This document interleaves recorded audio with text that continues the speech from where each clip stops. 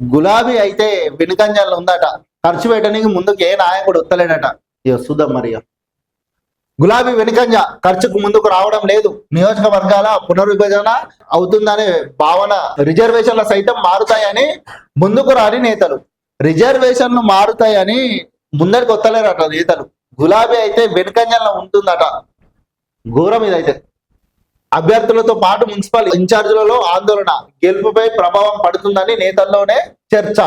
ఏదేమైనప్పటికీ ఇక చాలా మటుకు నేతలైతే ఖర్చు పెట్టనీకి ముందటికి వస్తలేరట. గులాబీ పార్టీల ఇన్ఛార్జీలు కూడా వస్తలేరట, భయపడుతురట.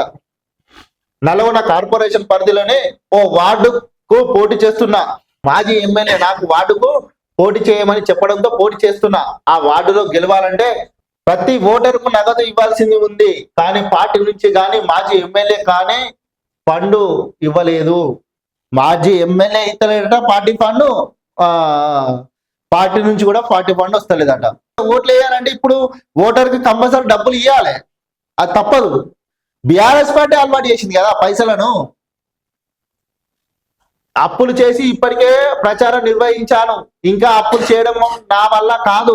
అప్పులు చేసి ఓటర్లకు పంచిన గెలుస్తానో లేదో. అధికార కాంగ్రెస్ పార్టీకి చెందిన అభ్యర్థి ముమ్మరంగా ఓటుకు ఇంత అని పంచుతున్నాడు. ఆయనతో నేను పోటీ పడలేను.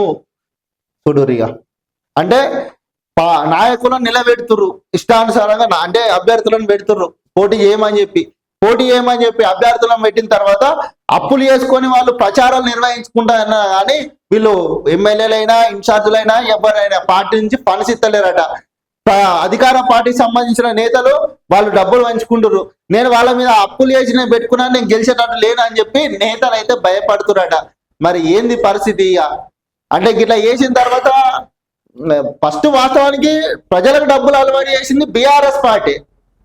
మరి బీఆర్ఎస్ పార్టీ దుస్థితికి ఇట్లా జరుగుతుందంటే నాయకులను పట్టించుకుంటారు, అభ్యర్థులను పట్టించుకుంటారు అంటే మరి ఏంది పరిస్థితి? ఎన్ని సీట్లు గెలుస్తుంది మరి మున్సిపాలిటీలో చూద్దాం. బాగానైతే ఇగో కేటీఆర్ హరీష్ రావు అయినా విచ్చలవిడిగా ప్రచారాలు చేసిరు మొత్తం. అయిపోయింది ఇక కాంగ్రెస్ పని అయిపోయిందనని. రిజల్ట్ వచ్చినాక ఉంటది ఇక మరి ఏ పార్టీకి వెళ్తుంది, మళ్ళా ప్రజలు ఎవరికి పట్టం కలుతారు అనేది ఎల్లుండి వెళ్తుంది ఇక.